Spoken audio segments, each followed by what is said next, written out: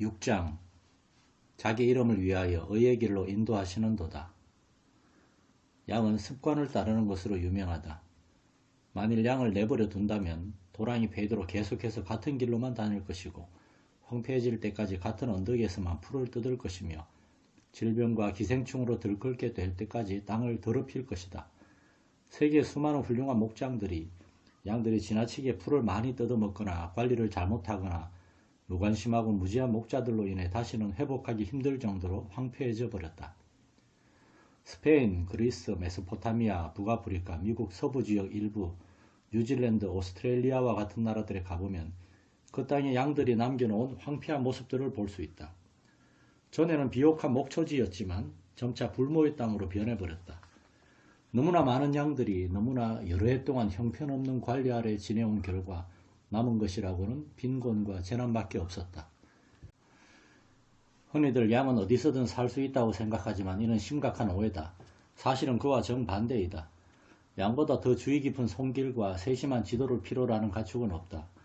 목자인 다윗은 쓰라린 경험을 통해 직접 이 사실을 체득했을 것이다. 그는 양이 번성하고 목자가 훌륭한 관리자라는 평판을 받으려면 양을 언제나 세심하게 관리하고 인도해야 한다는 사실을 잘 알았다. 젊은 시절 내가 처음으로 사들인 목장은 죽도록 양을 쳐왔던 버려진 땅이었다. 원래 목장의 주인은 땅을 세를 주고 다른 곳에 살았다. 그 땅을 세낸 사람은 양들을 풀어놓고 그냥 내버려 두었다. 그 결과 목장은 완전히 황폐해졌다. 양들이 풀을 지나치게 뜯어먹은 결과 지력이 약해져서 메마른 풀이 조금씩 겨우 자랐다. 양들이 지나다니던 작은 길들은 패여서 큰 도랑이 되었다. 경사지는 침식되어 형편없이 깎여 내려갔다. 목장 전체가 황폐해져서 거의 회복이 불가능할 정도였다. 이것은 모두 양을 잘 알고 관리하고 보살피는 대신에 양들이 파괴적인 습관을 따라 제멋대로 살도록 방치해 두었기 때문이었다. 그 같은 무관심으로 인해 양들은 초지의 풀을 밑둥과 뿌리에 손상을 입힐 때까지 바짝 뜯어먹었다. 나는 아프리카에서 풀뿌리가 파헤쳐져 불모지가 되어버린 곳들을 종종 보았다. 이러한 일이 되풀이되면 땅은 비옥한 지력을 잃고 각종 침식을 받아 황폐해진다. 이런 양의 행동과 특정 장소만 좋아하는 습성 때문에 망가진 지역들은 이내 온갖 기생충들로 감염된다. 그러면 얼마 안 가서 전체 양떼가 온갖 기생충과 피부병에 감염된다. 결국 양들이 야위고 쇠약해지며 병들어가면서 땅도 주인도 다 망하게 된다. 지각이 있는 목자라면 이 모든 것을 다 잘 알 것이다. 양의 건강과 땅의 건강만을 위해서가 아니라 자신과 목장 경영자로서의 명예를 위해서라도 목자는 양의 나쁜 습관에서 비롯되는 해를 방지하기 위한 예방 조치를 취해야 한다. 그 습관들에는 매우 심각한 위험들이 내포되어 있기 때문이다. 목자가 양에게 할 수 있는 가장 좋은 안전 조치는 양을 계속 이동시키는 것이다. 다시 말해서 양들이 같은 장소에 오래 머물러 있지 못하도록 하는 것이다.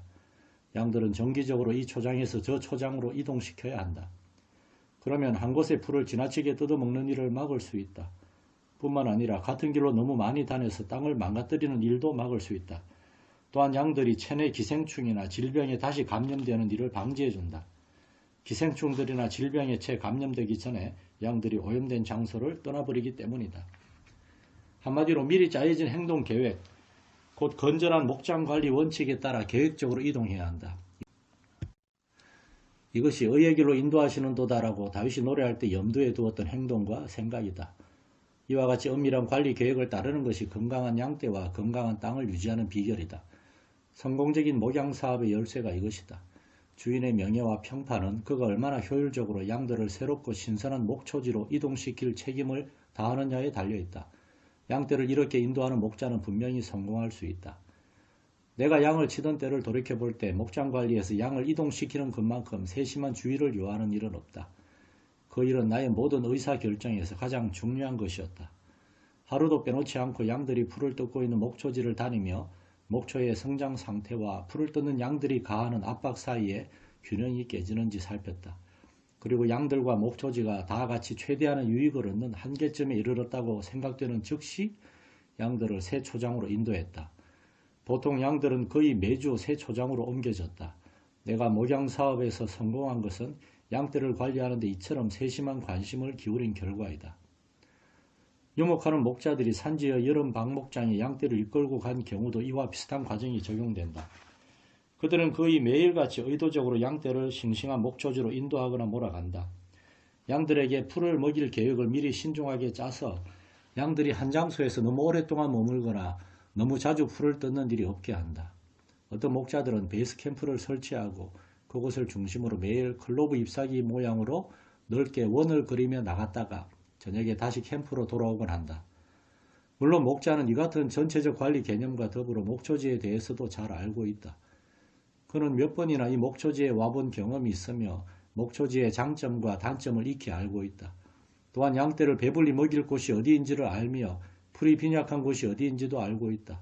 그래서 그는 적절하게 행동한다. 여기서 한 가지 언급할 필요가 있다. 목자가 신선한 초장으로 들어가는 문을 열어주면 양들은 언제나 기뻐 들뜬다. 침착하던 늙은 암양들까지도 싱싱한 꼴을 먹을 생각에 기뻐 어쩔 줄을 모르고 발길질을 하며 뛴다. 새로운 초장으로 인도받는 것을 얼마나 즐거워하는지. 이것을 인간에게 적용해보면 그와 유사한 점들을 발견하고 놀라게 될 것이다. 앞서 언급한 바와 같이 하나님께서 우리를 양으로 부르신 것은 단순히 일시적 변덕 때문이 아니다. 우리의 행동 방식과 생활 습관은 양들과 너무 많이 닮아 당황스러울 정도이다. 먼저 성경은 대부분 우리가 목이 곧고 완악한 백성이라는 점을 지적하고 있다. 우리는 자신의 생각을 따르기를 좋아해 자신의 길로 나아간다. 우리는 다 양 같아서 그릇 행하여 각기 제 길로 갔거늘. 이사야 53장 6절. 우리는 의식적으로 그렇게 한다. 자신에게 손해가 되어도 반복해서 그렇게 한다. 인간의 자기 파괴적 고집은 섬뜩할 정도이다. 그것은 인간의 교만과 자기 주장과 뒤얽혀 분리할 수가 없다. 우리는 비참한 결과가 자명한데도 우리에게 가장 좋은 것이 무엇인지 안다고 고집을 부린다. 마치 양들이 어리석게도 맹목적이고 습관적으로 늘 같은 좁은 길로만 다녀서 결국에는 큰 고랑을 만들어 놓듯이 인간들도 같은 습관들에 집착해 다른 사람들의 삶까지 망쳐놓는다. 제 길로 간다는 것은 단순히 내가 하고 싶은 대로 행하는 것을 뜻한다. 그것은 제 마음의 소원들을 내세우고 자기 자신의 생각대로 할 자유가 있다고 생각하는 것이다. 온갖 경고에도 아랑곳하지 않고 나는 제멋대로 행한다. 그러나 성경은 분명히 경고하고 있다. 어떤 길은 사람의 보기에 바르나 필경은 사망의 길이니라. 잠언 14장 12절, 16장 25절. 그러한 인간들과는 대조적으로 선한 목자 그리스도께서는 조용히 오셔서 말씀하신다. 내가 곧 길이요 진리요 생명이니 나로 말미암지 않고는 아버지께로 올 자가 없느니라. 요한복음 14장 6절. 내가 온 것은 양으로 생명을 얻게 하고 더 풍성히 얻게 하려는 것이라. 요한복음 10장 10절. 문제는 우리 대부분은 그분 앞에 나오기를 원치 않는다는 것이다. 우리는 따르기를 원치 않는다. 의의 길로 인도받기를 원치 않는다. 어쩐지 그것은 비위에 거슬린다. 그 결정이 당장 곤란에 빠뜨릴 수 있는데도 각기 제 길로 행하기를 더 좋아한다. 오래된 옛 길만을 추구하고 오염된 옛 땅에서만 풀뜯기를 고집하는 완고하고 제멋대로 굴며 교만한 양은 결국 황폐한 땅에서 뼈만 앙상하게 남게 될 것이다. 우리가 살고 있는 세상은 그런 사람들로 가득 차 있다. 깨어진 가정들과 상처받은 심령들, 버림받은 생명들과 뒤틀린 성격들은 도처에서 사람들이 각기 제 길로 갔다는 사실을 드러낸다. 우리는 온통 적들로 둘러싸인 땅에서 치열한 생존 경쟁을 벌이는 병든 사회를 안고 있다. 인간의 탐욕과 이기심은 파멸과 후회를 유산으로 남긴다. 이 모든 혼돈과 혼란 가운데로 선한 목자 그리스도께서 오셔서 말씀하신다. 아무든지 나를 따라오려거든 자기를 부인하고 자기 십자가를 지고 나를 좇을 것이니라. 마가복음 8장 34절. 그러나 대부분은 심지어 그리스도인들까지도 그저 이 말씀대로 따르기를 원치 않는다. 우리는 자기를 부인하기를 원치 않으며 우리 나름대로 결정할 권리를 포기하기를 원치 않는다. 우리는 따르기를 원치 아니하고 인도받기를 원치 않는다. 물론 우리 대부분은 이 같은 비난에 부딪힐 경우 부인할 것이다. 우리는 주님의 인도하심을 받고 있다고 열심히 주장한다. 우리는 주님의 인도하심을 따라 어디든지 갈 것이라고 주장한다. 우리는 이러한 취지로 노래를 부르며 머리로는 그 생각에 찬동한다. 그러나 실제로 의의 길로 인도하심 받는 이는 소수에 불과하다. 실제로 이것은 그리스도인이 하나님과 계속 동행하는가 아니면 도중에서 그만두고 뒤로 물러나는가를 결정짓는 갈림길이 된다. 실제로는 그리스도를 따르는 자라고 분류할 수 없는 고집스럽고 방자하며 무관심하고 자기 본의대로 사는 그리스도인들이 많다. 모든 것을 버리고 주님을 따르는 근면한 제자들은 비교적 얼마 되지 않는다. 예수께서는 그분을 따를 때 치러야 하는 대가를 결코 가볍게 여기지 않으셨다. 사실 주님은 그것이 자기를 부인하는 고된 삶임을 애써 밝히셨다. 그것은 완전히 새로운 마음 자세를 필요로 했다. 그것은 평범하게 살아가는 자연스럽고 통상적인 길이 아니었다. 그래서 대부분의 사람들이 그 대가를 치를 엄두를 내지 못하게 했다. 갈라키 말에 7가지의 새로운 마음 자세가 요구된다. 이 마음 자세들은 하나님과 더불어 새로운 땅을 향해 나아가는 것을 뜻한다. 그 길을 따른다면 신선한 초장, 새롭고 풍성한 삶, 건강과 온전함과 거룩함을 발견하게 될 것이다. 그 이상 주님을 기쁘시게 할 것이 없으며 그 어떤 행동도 주위 사람들의 삶에 그만큼 큰 유익을 가져다 줄 수는 없을 것이다. 1. 나를 사랑하지 않고 그리스도를 무엇보다 사랑하고 이웃을 자신보다 더 사랑하는 마음. 성경적 의미의 사랑은 가볍고 감상적인 감정이 아니다. 내 의지의 의식적인 행위이다. 남을 위해 내 생명을 내려놓고 내 자아를 내주고 나 자신을 희생하는 것이다. 이것은 정확히 하나님께서 그리스도 안에서 우리에게 행하신 것이다.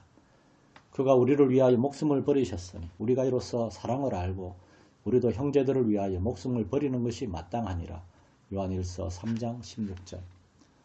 내가 하나님이나 이웃을 위해 내게 희생이 되는 일을 의지적으로 행하는 순간 나는 사랑을 표현하고 있는 것이다. 사랑은 이기심과 상반되는 자기 없음 혹은 자기 희생이다. 우리는 대부분 이와 같은 삶 혹은 이와 같은 바른 길로 인도함 받는 것에 대해 별로 알지 못한다. 그러나 일단 남을 위한 일을 하는 기쁨을 맛보면 하나님의 푸른 초장들 가운데 하나로 인도함을 받는 문으로 들어가기 시작한 것이다. 2. 무리 가운데 있지 않고 따로 나와 있고자 하는 마음.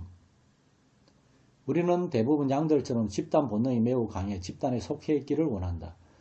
우리는 이기적인 자아를 따르는 사소한 면에서는 구별되기 원하지만 아주 깊고 뚜렷한 면에서는 구별되기를 원하지 않는다. 그리스도께서는 소수의 사람들만 그리스도의 길을 받아들일 것이라는 점을 지적하셨다.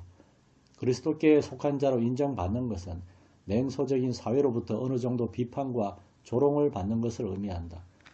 우리 중 많은 사람들은 이것을 원치 않는다. 주님께서 간고를 많이 겪고 질고를 아는 자이셨던 것처럼 우리도 그렇게 될 수 있다. 우리는 사회의 슬픔과 안타까움을 더하지 않고 오히려 다른 사람들의 짐을 거들어주고 그들의 고난에 동참하도록 부르심 받았을 수도 있다. 이 같은 부르심에 응답할 준비 자세를 갖추고 있는가? 3. 자기 권리를 주장하지 않고 다른 사람의 유익을 생각하는 마음. 이것이 바로 주님께서 자기를 부인하라고 하신 말씀이 의미하는 바이다. 이렇게 행하는 것은 쉬운 일도 보통 일도 자연스러운 일도 아니다. 사랑이 깃들인 가정에서도 자기 주장이 매우 분명히 드러나고 개인의 강력한 권리 행사가 항상 나타난다.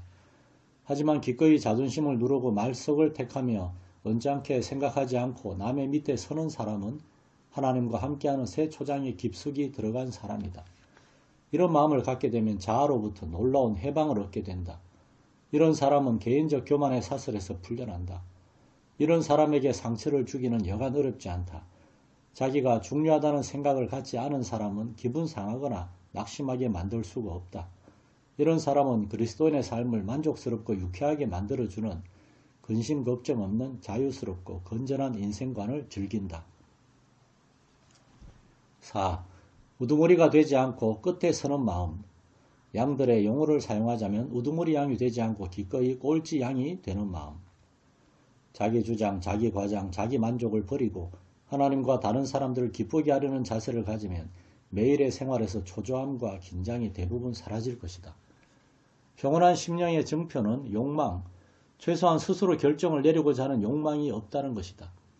삶과 일을 주님의 관리와 지도에 맡길 준비가 되어 있는 사람은 매일 푸른 초장에서 쉴 곳을 발견한 사람이다. 이들은 다른 사람들을 기쁘게 해줄 시간과 에너지를 찾는 사람들이다. 5. 삶을 탓하고 왜 이럴까 이유를 캐묻지 않으며 모든 환경을 감사함으로 받아들이는 마음. 인간은 본성적으로 자기에게 일어나는 모든 일에 대한 이유를 물을 권리가 있다고 생각한다. 많은 경우 삶은 자신의 환경과 주변 사람들에 대한 끊임없는 비판과 분석으로 이루어진다. 우리는 우리의 불행에 대한 책임을 뒤집어 씌울 대상을 찾는다. 대부분 받은 복은 쉽게 잊어버리고 불행은 오래 기억한다. 그러나 자기 일이 하나님의 손안에 있다는 사실을 믿는 사람은 기쁜 일이든 슬픈 일이든 다 하나님의 계획의 일부로 받아들인다. 하나님께서 모든 것을 우리 행복을 위해 행하신다는 사실을 알면 모든 상황에서 평안과 고요함과 힘을 얻는 넓은 초장으로 인도받게 될 것이다. 6. 자기 뜻을 주장하지 않고 주님의 뜻을 따르는 마음. 여기에 요약된 모든 단계에는 의지 혹은 뜻이 포함되어 있다는 사실을 명심해야 한다. 초기 성도들은 신앙생활을 하는 일, 즉 진정한 추종자가 되고 헌신적인 제자가 되는 일의 90%는 의지에 달려있다는 점을 거듭 지적했다. 의사결정을 할 때 자신의 뜻에 대해 십자가를 그어 나를 제외시킬 때에야 비로소 십자가가 그 삶의 능력을 드러내게 된다.